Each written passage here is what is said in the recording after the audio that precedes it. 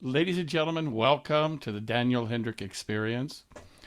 Here with me today, literally my all time favorite baritone voice. We have the great singer of Mark Delavan with us. And this guy is simply phenomenal, historic with his singing, has sung all over the world, like from the Met, San Francisco Opera, etc. But I just want to say that I'm honored to have him. And Mark, thanks for hanging with me today, brother. You bet. Let's do it. So tell me, we were talking earlier before off air about my journey, about losing my voice and the troubles that I went through in my life. And I was just wondering, how did you get to be an opera singer? What was it that inspired you to do that? Um, it, it, the truth is, it would be quite a natural progression. Both of my parents had operatic voices. My father started out as a baritone.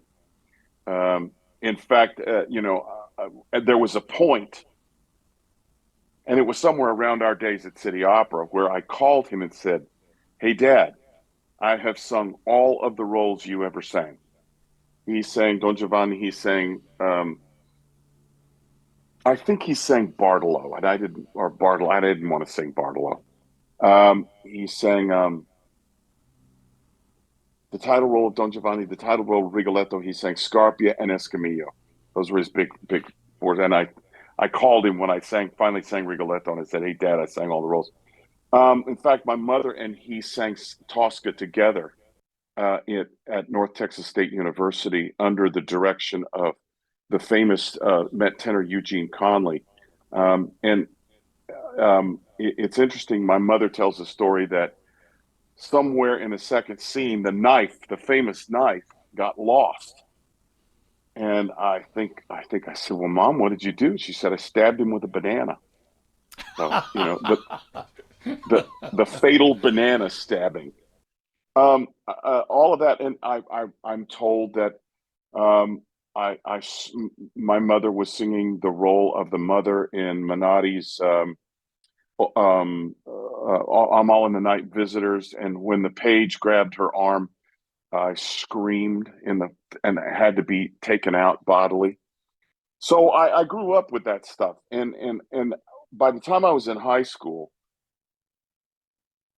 maybe even earlier, before that, they were determined to get me to sing stuff, and I didn't want to sing because my voice hadn't changed, and I didn't like. No offense to the women out there, and no offense to countertenors, and no offense to young men who want to sing in choirs as young men. I didn't want to sound like a girl. That was just me. Just didn't. I didn't like that sound in my throat. I didn't like hearing myself sing that way. Didn't like it. And I went from probably a soprano to a bass overnight. I was a late, like junior year in high school, and I thought, all right, this ain't. I could sound like this is all right. And I think the first thing I did was I sang in a youth choir at my church, and then my father invited me. We were going to do a European tour, and he said, "If you go, you sing. You're not freeloading like you did the last time." And so I sang in the bass section. I sang next to. You're going to know this name. One of the basses in our choir was the bass for 2 years of the Gaither vocal band by the name of John Moore. He and I, and he has low notes. He has low notes that will move a wall. He has low notes that will vibrate strings on a low bass, just a kind of a bass, just and he would say, I loved standing next to him, and we had stories, and we were both pretty foul dudes anyway. And my father was the director of the choir, and so I got to sing next to John Moore, and so and then that went from that to, like, I thought, well, maybe I want to be in gospel music, and I'm glad I didn't. I couldn't have handled it. I couldn't handle it with what I was about to go with, stuff I was going to go through. That wouldn't have worked. Mm-hmm. somewhere around my senior year in college, I did my first opera. This kind of unscrupulous professor offered me a scholarship that he didn't have to offer, and to get me to sing. And it was oddly enough, it was Minotti's "Old Maid and the Thief," and uh, no microphones, singing loud. I thought this is all right. So Mm-hmm. I graduated with an art degree, and I sort of said I need some more education, and I followed my parents to Tulsa, Oklahoma, where my father was chairman of the music department at a university there, and I got 2 more years and got a music degree, and I think I did 3 or 4 roles that year. I did, and then somewhere in between the 2 years, there was this place called Inspiration Fine Arts Colony in Eureka Springs, Arkansas. Say that 3 times fast. It's now called Opera in the Ozarks, Mm. and I got a scholarship there. My first year, I sang 4 roles. Now the fourth one was pretty bad. I sang my first Enrico in Lucia, and it was pretty bad. Um, and the guy that sang, the tenor that sang with me, would agree. And Ed Purrington came to see it, and he of the Tulsa Opera, and he agreed. But the next year, I did a couple 3 roles, and so I was putting together a fairly, for a guy my age, I was putting together a fairly decent resume. And the the trick was, and this is the kind of my professional debut. There was a director. The director of that company's name was Roger Cantrell. He was contacted by a gentleman of the name of Robert Swedberg, who was in charge of the North Carolina Opera out of the Charlotte Opera Association, now all called Opera Carolina in Charlotte, North Carolina. I had to get all that right, get all those plugs in. Mm-hmm. And he said we need a bass baritone. He said okay. I said okay. I think my first contract for 9 months was $7,500. I thought, and I've often wondered, my God, how did we do that? Of course, Mm-hmm. it was cheaper then. That's how I Of got. course. That's how I got. That's how I got. That was my professional debut. Wow. And who was it? Your father that taught you voice, or your mother? Uh, I got to give the majority of the credit to Dad. He's long since passed, but he's going to appreciate that in the great getting up, in the great getting up morning. He's going to say, well, "Thanks for the plug, son." Um, yeah, he spotted that early. In fact, about my, I don't know, junior year in high school, senior, something like that.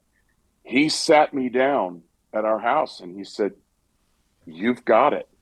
I said, "Got what?" He said, you've got an opera. If you ever wanted to go into opera, you've got. I've only had 2 students that really had it, and I knew the other guy, and I thought he had a great voice, and he said, "You're the only other one."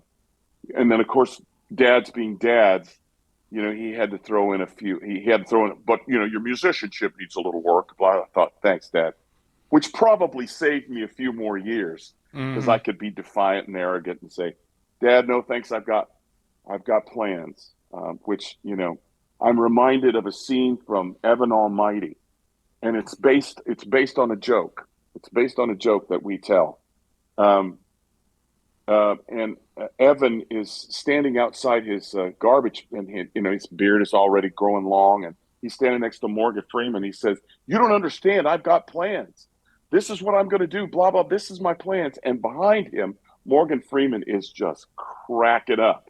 And the joke goes, "You know how to make God laugh? Tell him your plans." So That's much for my great. plans. That's great. Well, for those who don't know out there, which most of you don't, I made my New York City Opera debut with you in Mephistopheles, and I was totally frickin' intimidated by you. And I was never I'm sorry to intimidated. hear that. I wasn't intimidated by anybody. I shouldn't say I was intimidated by you. Well, it's at 6'6", I would think not. I was intimidated by your voice. So I just finished my book last year, Know You Know, on Amazon, and I told my life story. No, you know. And I just want to read, if you don't mind, what I said about you. So it says the rehearsal room was quite large and the acoustics were incredible. The pianist asked us to introduce ourselves. Then we started to sing through the opera. That's when I first heard the baritone voice of the great Mark Delavan, who was playing the role of Mephistopheles. His voice was like velvet and was absolutely huge. It easily filled the room. I was amazed because it looked effortless. He looked like he was just talking, having a casual conversation. It was intimidating, but inspiring at the same time. At the break, I approached Mark and gushed, "Wow, your voice is simply glorious. It's the greatest baritone I've ever heard." He gave me a big smile and said, "I wasn't so bad either." Thank you for that, man.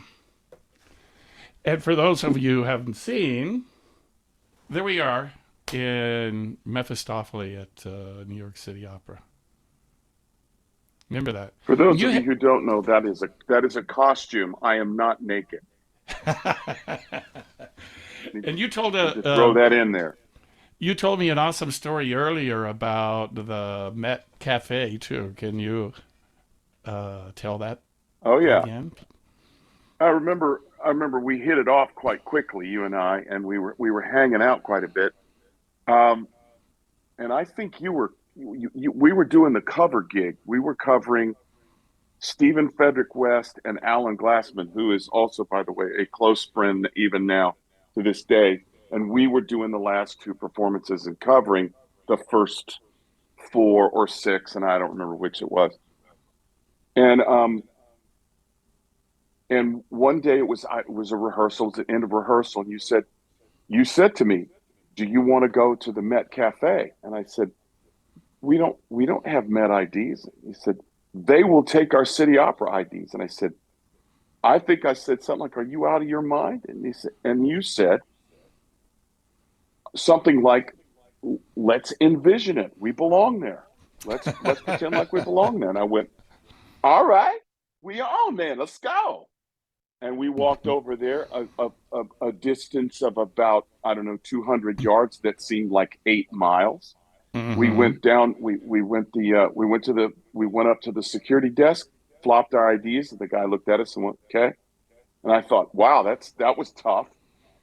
And you knew the way. I didn't know the way. And we went down Mm-hmm. into the catacombs, which now I've been there many times, down the catacombs and down there by the thing. And we walked in there, and I reminded you that there was Marilyn Horne sitting there in the middle holding court. And I think she was doing Genevieve in Pelléas et Mélisande. And you said, you went, "Hey, hey, hey, hey, that's Richard Leach." And I went, "By God, it is." And there was Ricky Mm-hmm. Leach. And I think we ran into some friends of mine. Ray Achedo came over and said hello. And I was a pretty, it was my first experience in the Met cafeteria, 1994, 7 years before my debut. Wow. Amazing. Well, I thought at the time singing with you, why in the hell is this guy not at the Met? I mean, just, it's, I've heard a lot of big voices. Your voice was big, but what was so unique for me was the beauty of it. The color of it was just so Thank warm you. and inviting.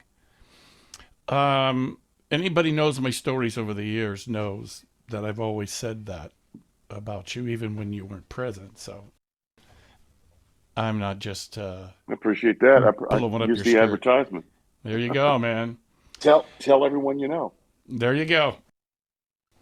So what do you have coming up next? What's going on next for you? One of them, it seems like it's going to go to contract early in the fall. There might be some stuff in the summer. I'm not sure yet. There's still some stuff. Things are slowing down a little bit, but I'm doing in Canada, and I can't remember the name of the company. I think it's the Vancouver company, but I thought that was called the Vancouver Opera. I don't know the name of the company. I'm Mm-hmm. doing Die Valkyrie again. I haven't done that in some time. And then I'm going to turn around in the spring and do the first two of the Ring Cycle, Das Rheingold and Die Valkyrie, with the Dallas Symphony, which I'm under Fabio Luisi with Lisa Lisa Lindstrom doing her. I think it's not. I don't think it's her first Brunhilde. I take it back, but she's doing Brunhilde. So I'm kind of excited Excellent. about that. I've started working on it again. Yeah, Bravo, bravo. You know, in researching you thank you. for this show, I found out we had another connection that pretty sure you don't know that we have as well. When I was singing Macbeth in Baltimore with James Morris and Jerome Hines, I became really good friends with Jerome Hines. And How could you not? right, that's what I found out about you. He's the one that took me under his wing. We were both Christians, so I'm a composer as well. He was a composer. And so, as it ends Oh up, yeah. before he passed away, he sent me all of his original manuscripts, which I have, and honored to have all of that Oh, stuff. that's wonderful. But he was the one that said, "Would you like to sing at New York City Opera?" And that's how I got that multi contract with City Opera and sang with I you. I had no idea. I had no. Yeah. Jerry and I went back. Let's see. I started working with Jerry in.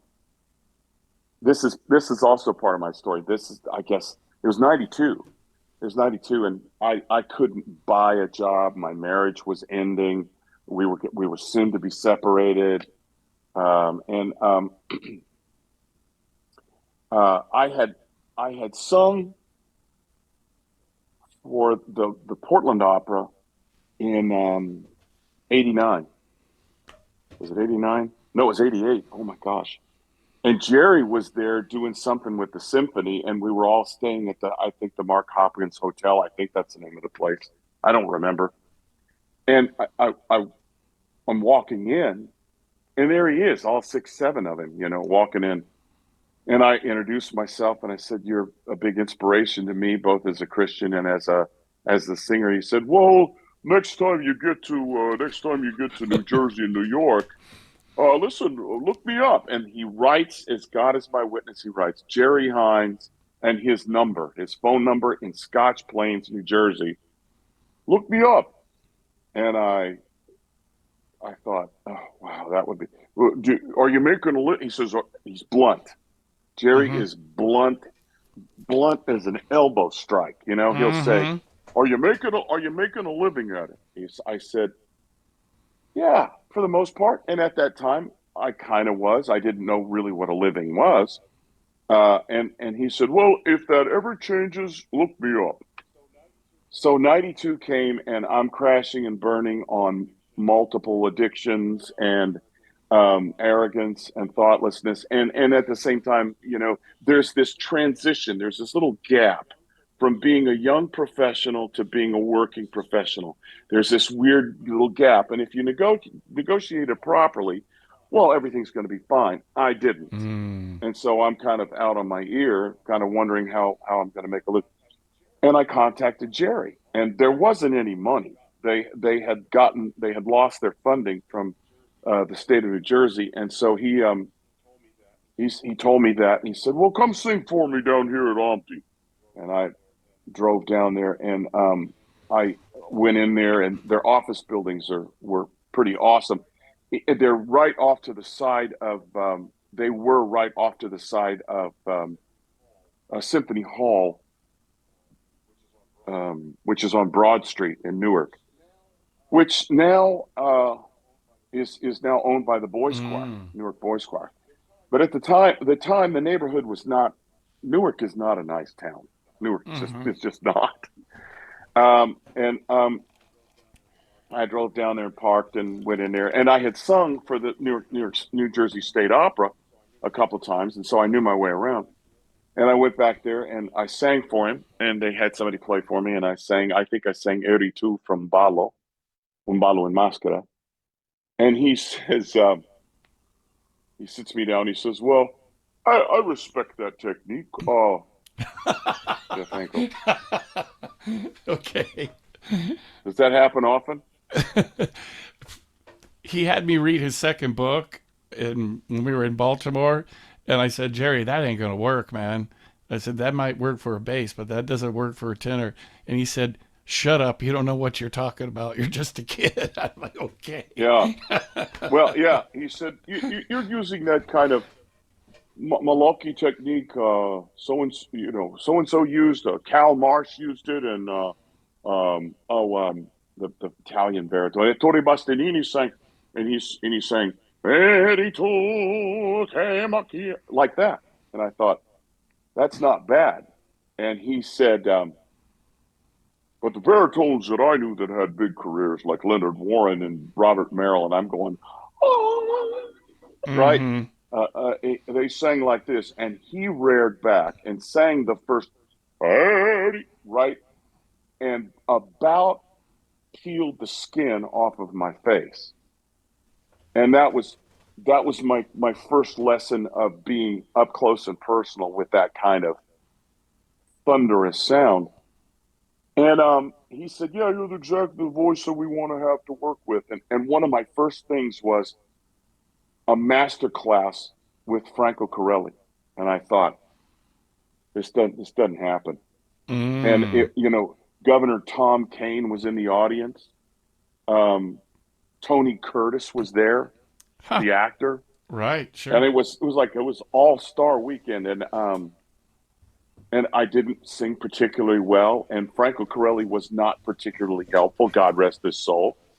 He was not, because he knew only one way to do it, and it was his way, and he did not know how to tell you what he would say. He when he talk, he speak in a very small, very tiny voice. He sounded like that character Latka on Taxi. Thank you very Mm-hmm. much. He sounded like that guy, Ah. Okay.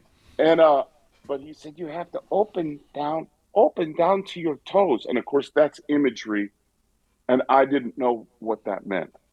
It took me about a year to kind of put that together and start singing, and by that time, it was all about just putting the next kind of steps together. But And yeah, he meant by that drop the larynx low. he Was that what he want was? he wanted to your larynx to scratch your collarbone. You know, Okay. yeah, yeah. I mean, drop it till you feel. You know what he would say, and he quotes. And actually, I'm quoted in his. What did he quote me in the Four Voices of Man? I don't remember. The next book was the Four Voices of Men, and I've got a. He gave me a line, a thank you in the beginning, and he said he would throw fastball, just throw fastballs over the plate till you hit one. And he would say, "Oh, think of it as a bubble," and I'm going, "It's not okay, whatever, man." You know, yeah, okay, a bubble. I didn't know what the hell that meant. He says, he says, you know, uh, and finally, I don't remember some of the others, but one of the ones that took me, he says, Caruso called it the square throat, and I dropped my jaw and just tried to open my throat till I could feel what I called the four corners of the Mm. square pulling on all four sides, right? And I made this statement. It was kind of offhanded. I was being a smartass. And he says, I said, "It's not really a square, is it?" He said, "Well, what is it?" I said, "Is that called a rhombus?" "Yeah, it's a rhombus. What's a rhomboid?" Where it's short on it's the lines are parallel, but it's diagonal on one side, on both sides. So it's short at the top and wide at the bottom. On the bottom. Yeah, Okay. yes, that's a rhomboid. And I went, so apparently, in his book, The Four Voices of Man, I am thanked for referring to Enrico Caruso's square throat as a rhomboid. So that's one of my claim to fame. Never heard that in my life. That's awesome. Yeah. Okay. Well, ladies and gentlemen, if you don't mind, let's take a moment and listen to a couple of minutes of this guy singing here.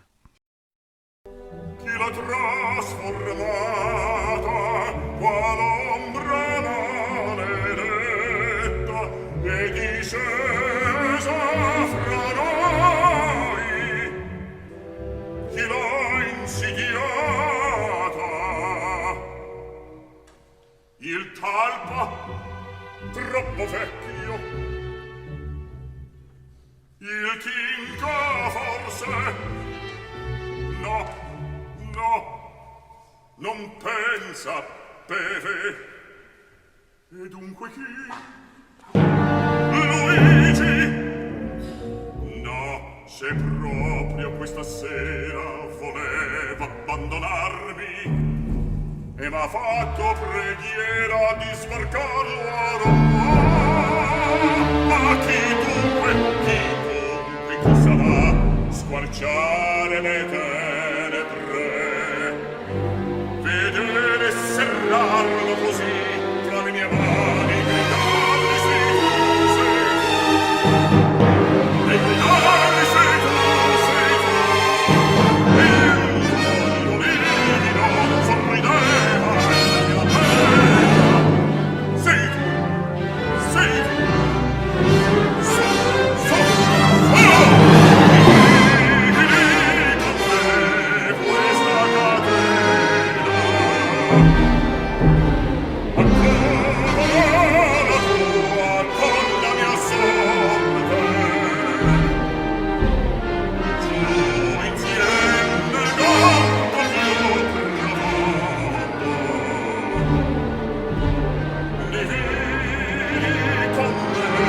questa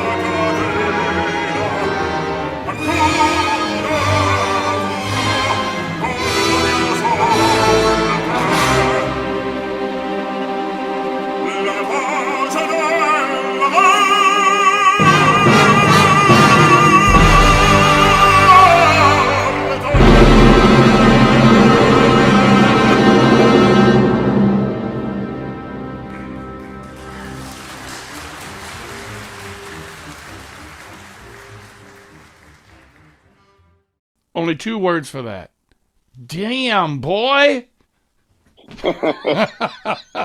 It's funny as you were going on. I'm going, damn, that orchestra is loud. They were loud. Yeah, they were loud.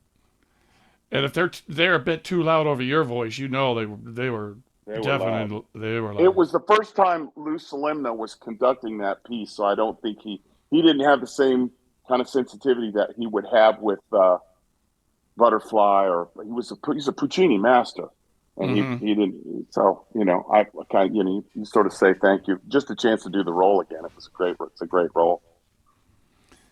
So I told you before we went on air about my divorce and how that kind of derailed my career and the difficulties and the trauma really that was in my life. Yeah. Have you had things like that kind of screwed you up along the way? Um, Fairly recently, and I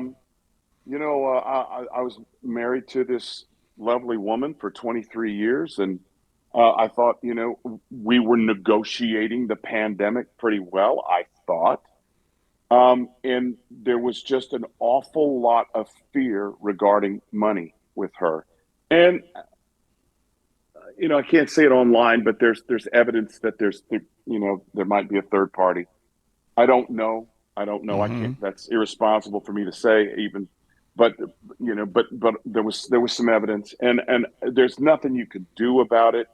And I I went back to the basics. I went back to the basics, the things that I knew that were going to work, and that were going to anything that would make me um, get out of my head, that would feel better. For instance, occasionally, like 3 or 4 times a week during the spring of 22, I would go to a tanning salon and just tan, because it would give me some vitamin D, and I would walk out of there feeling better, like I've accomplished something. It's stupid, but at that point in time, I started driving for Uber just to have some income coming in. I worked construction during the pandemic. I did just about, and when a person sits you down and says, um, "I can't do this anymore," you have only a few options. And one of my first dates post divorce was with a soprano by the name of Kristen Sampson, and she said something during that date I will never forget as long as I live.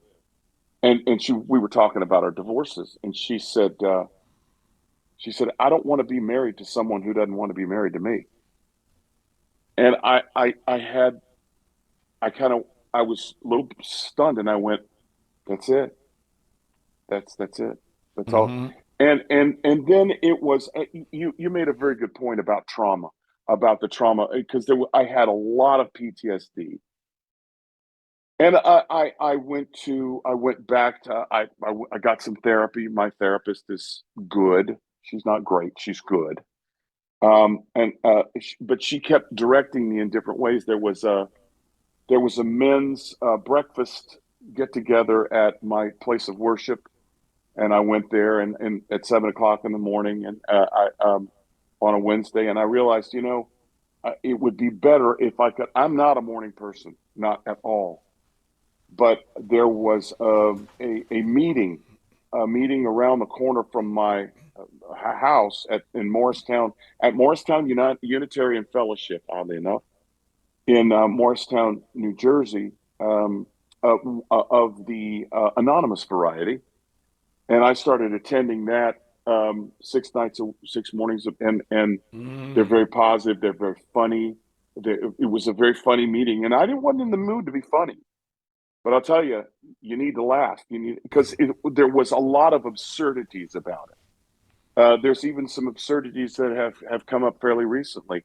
Of my four sons, I'm estranged to two of them, and usually, if you're estranged with someone, you know why. I don't know why. Mm. They 20-year-old boys, 19, 20, 21, 22-year-old boys these days, they get something in their head and they can't get it out. And it doesn't matter what the offense is. If it's an offense that is too great for them, well, then they're going to cut you off. And I don't know. So that's one of those things where trust is Mm. the only solution. You have to trust a power greater than yourself to bring things about. And Yes. so yeah, I'm kind of I'm kind of at the other end of that. I went through. Let's see, the divorce was final in October of 21. Oh no, that's not right. That's when she dropped the bomb. It was final in October 22. There's all of the paper. As you know, there's just tons of paperwork. Well, we need these financials.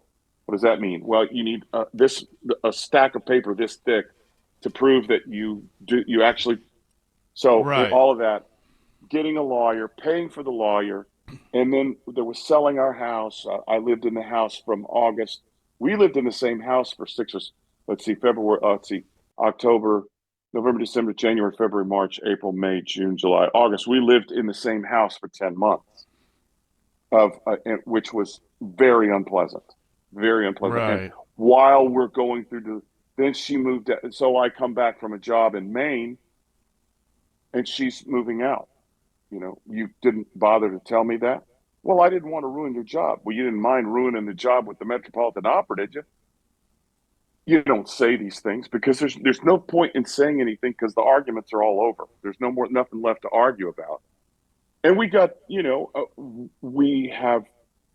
we're not amiable yet. I don't want to see her, and that's on me. Mm-hmm. That's on me. Mm-hmm. I'm not ready. I'm not ready to Yeah. sit down over a mocktail, glass of iced tea, and say, "Well, how are you doing?" I'm Right. not there yet. Right. I'm not there. But some of the stuff that I've gone through, the sale of the house, moving into my new place, this new place that I've got now, this beautiful condo in Florham Park, New Jersey. I've got my masks that I made behind my head. Nice. Somebody probably thought that was like a tumor or something. Like I've got a crown. Oh, look, On your head. I'm wearing, I'm wearing a crown. See, look at my Yeah. poor Mr. Delavan. So stuff is going along. I've been dating, so you can advertise to all your friends that I'm single now, and I'm Okay. open, for And he's a something catch, like. ladies. He's a Yeah, catch. he's a catch. That's what kind of catch we don't know, but he's a catch. Anyway, so yeah, and part of that, I was on a phone call with um, one of my mentors, my spiritual director. I don't know what to call him. He's the guy that I've been talking to since '92. When Mm. that's not true. Yeah, no, that's right. It was '92. Been talking to him over 20 years, and we have been walking through stuff together. Um, my first divorce, career, recovery, Mm-hmm. etc. And here Right. we are. We're both. He's in his 70s now, and he's talking about retiring. And I remember he told me, you know, he had to declare bankruptcy. So we walked through that, and we were talking today about just about the journey and about how how faithful Mm. God is and how unfaithful I am. And I don't Amen to pretend that. I don't pretend That's I don't pretend to deserve it all, but I'm not going to turn it down. And so yeah, am I well? No, no. But when if to extend that metaphor, if I were in a serious car accident and and I lost the use of my legs, and they said you can walk again, you'll be 100%, but you're going to hurt. It's going to hurt. The recovery is going to hurt. You're the first few weeks you're just crying because you're weeping because you can't believe mm-hmm. this has happened.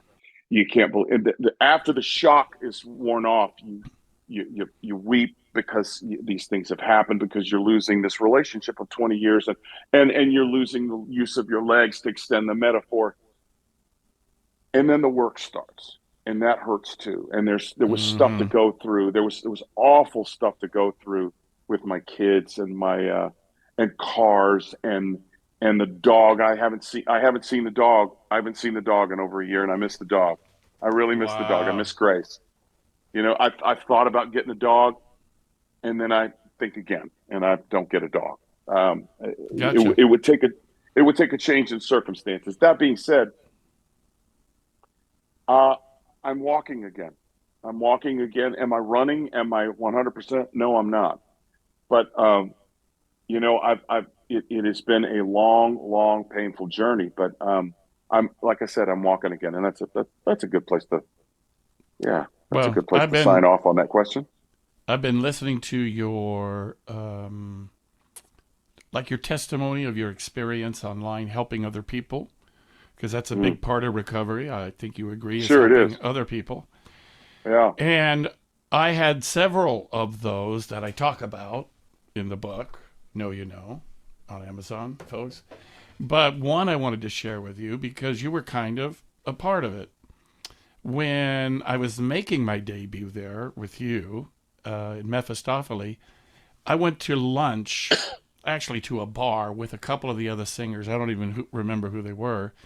And the song came on, If I Can Make It There, I'll Make It Anywhere. Sinatra, right? Remember? And the Yeah, guy says, yeah, but what if you F up there? Does that mean you F up everywhere? And that's a good question. it hit me like a ton. Because as I had told you before, when I was 22 in the Caruso competition in Italy, I lost my voice. And it took me 8 years to get it back. And now I'm making my debut. Well, I went into full blown panic attack. Went back to my apartment, sat down on the piano, and this song just started to come out of me. Hear my cry, Lord, my soul thirsteth for your touch, and my heart is longing so to hear your voice again. Well, then I got that out of my soul, and that was me talking, and then this power came over me. It said, my son, I hear your cries to heaven, and I feel your pain. How I long to hold you closely and to speak your name. Now say to that mountain, be filled by the fountain of living water within your soul, and unveil the treasure that's beyond all measure, that fills your body and soul. I knew it was talking about New York City, right? Good Then, poetry. then I'm out of my body and I'm in outer space. And the voice on the right side of me, with a baritone voice, by the way, where's the Big Of Apple? course. Where's the Big Apple? I can't see the Big Apple. I'm in outer space. I can't even see the planet.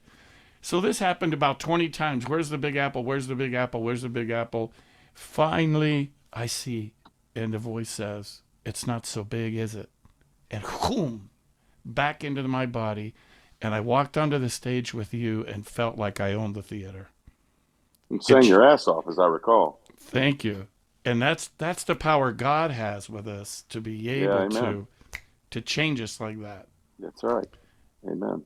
So kudos to you for the path Back that at you. you're on. And my first marriage was 17 years. Now I'm on 23 years with my beautiful wife, Pilar Montaño, who is a painter from Mexico. And we're planning to actually With a name open, like Pilar Montaña, she better be something. right? She's pretty amazing. Well, we're planning in a couple of years to actually move to San Miguel de Allende in Mexico and open up like a opera restaurant art gallery down there. I like it. I Thanks, hope man. you'll. I hope Maybe you'll I tell my fee for this interview is one of her paintings. Did I mention that in the there. contract? Apparently not. Apparently I let that slide by. You got it. We'll hook you up, man. I appreciate it. So, any other anecdotal stories you have about your amazing Oh career wow. or your I got a funny one of Jerry. Jerry Jerry, as anybody who was close enough to him knew that he was hard of hearing, and he wore a right hearing he aid? wore what he He's called an acoustizer. It's not he's really a talking hearing about aid. Jerome Hines, ladies and gentlemen. Jerome Hines. And we were in the back of Symphony Hall, and we were hearing auditions. And I had been invited to hear auditions because I was an alumnus or whatever, or they just wanted me to sit back there and shut up instead of flirting with all the girls. And I'm sitting back there, and I'm sitting back with Lucia, his wife, Lucia Evangelista, who is a gifted pedagogue and a brilliant set of ears. And she's got this Genovese scowl on her face. She's looking at the stage, right? And she's listening with her throat. What is that person doing? Is that a technique I can work with? And so on and so forth. And Jerry, and it was after lunch, and Jerry and Jerry was sitting in front of her, and Ray Achedo and I tell this story every time we get together because Jerry was very funny. Sometimes deliberately, sometimes not. This time, not. He leaned back and he said, "Chia, want a scallop?" And she, no, no, I know, please, one more time, "Chia, want a the Chia is short for Lucia. Right. Want a scallop?" And she said, "No, Chetty, I don't want a scallop." And he apparently didn't hear her. Chia, louder. Now, where they could hear you on the stage, his voice was that huge. Want a scallop? No, Jetty, I don't want a scallop. Please stop talking. You're disturbing the singers. Well, all you had to say was that you didn't want a scallop. And and and Sounds like him. Tom Bo and I laughed about that for a year. For a year. Wow. Beautiful. I could throw in my experiences with Cheryl Mills. In Ooh. I like this story. In '96, I got the offer to do Ford in Falstaff with Cheryl Mills at City Opera doing Falstaff, and he was doing it because he wanted to do the role close to. He wanted to advertise that he could do the role and that the Met should, let him do it. And he was wonderful. And I had done the role before. I'd done Falstaff in English at Chautauqua, and I was awful. I was just awful. I was nervous about the fat suit, and I didn't want to wear it. Blah blah blah. And Cheryl, who was at the time he was in his 60s, walked in and he goes, "Where's the fat suit?" He said, "The director, who is Fabrizio Milano, says it's not here yet." He says, "You've got to get me the fat suit." And I'm back there going, what do you want to put that thing on for? That's just nuts. I don't think I asked him. In an interview, he told it later that that's a part of who he is. That's a part of who Falstaff's ego is. I learned more about the role of Falstaff from Cheryl Mills than anybody else. But the best part about it was what I was noticing was things about him. Men of that generation had a half smile that to other people would seem insincere. Jerry had it. Jerome Hines had it. It's like Mm-hmm. it's kind of a goofy half Mm-hmm. smile, Mm-hmm. a false modesty, if you will. I don't know what it was. I don't really care. Cheryl had it. My father had it, and Wow. he would smile, and I went, that looks like my dad. And one time I was in a row before him. We were watching one of this, I think the second scene of the first act, and he was leaning across, and he has massive hands. I have big hands. His hands frame my hands on all sides, just massive meat Mm. hooks. Right? Mm-hmm. If he connected with you on that thing, you're going down. You know, big forearms like Popeye, right? Yeah. And he's leaning over and he's breathing through his nose. And my father had not been gone a year. He had not been gone a year. It was like that was fall of '96. My father died in the winter of '95. So you know, and he had made a sound when a funny sound breathing through his nose, and it sounded like my father. And I'm going, shh, don't say anything. He's engaged to a girl that's half his age. Don't talk about his age. Just shut up. And they're still married, by the way. He and Maria are still married. God bless them. Wow. Uh, Theo, their son Theo, is the same age as my oldest son with Karen, 22, and and so anyway, that's a side issue. So it was a Friday, and we were done for the weekend, and I said, we were outside City Opera, we're out on the corner on Columbus, and he says, I said, are you going home? And he says, yeah, I'm going home. I said, "Do you want to ride?" He said, "No, I got the subway. It's just two stops." I said, "My car's a block away."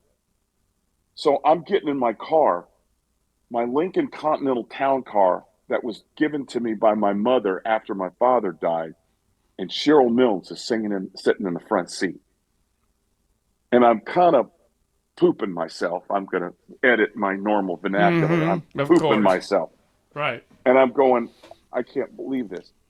And he's almost reclining. He's sitting back like my father did. He would sit back like this, and he says, and we ran headlong into New York City 4 o'clock traffic. That was it was it, his subway ride would have been 10 minutes. He was in my car an hour and a half because of the traffic. Wow. And there was nobody more grateful than me to have him in my car. So Exactly. he's sitting there, and we're just jawing. And he says in that kind of funny way he talks, he says, I hope you don't mind. I hope you don't think me presumptuous, but you remind me terribly of my son, Eric. He says, you kind of have the same beard and you do kind of that rock and roll thing and kind of sense of humor. And the hair on the back of my neck stood up, and I said, no, sir. As a matter of fact, I'm quite honored and quite flattered.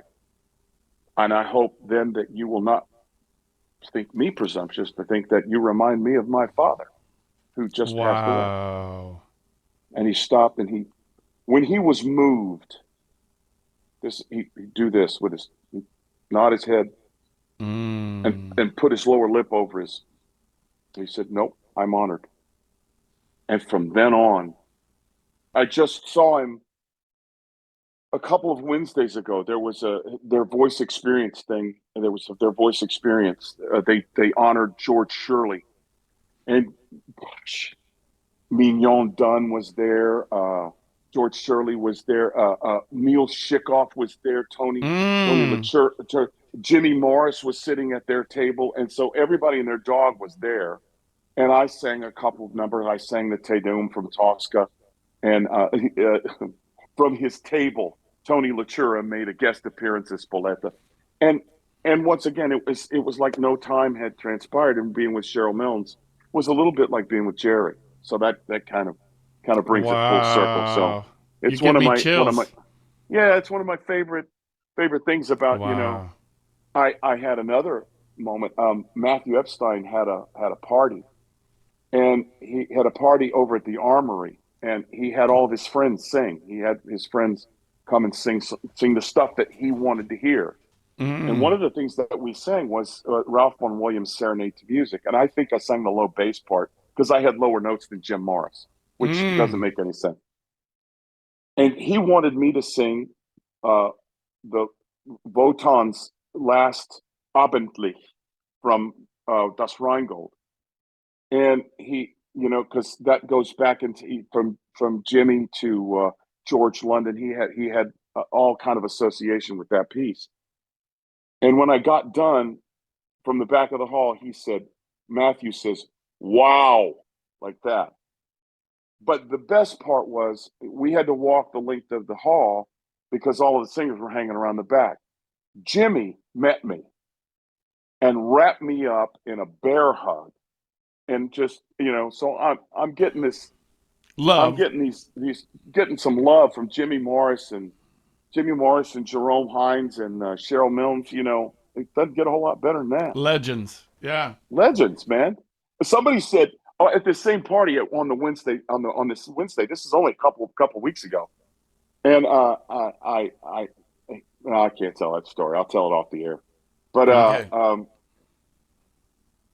um, somebody said you've got some serious balls singing Scarpia next to two of the greatest Scarpias that ever walked the planet. And I went, you know Right. what? I'm really glad that you didn't remind me of that before I sung, because that could have been a problem.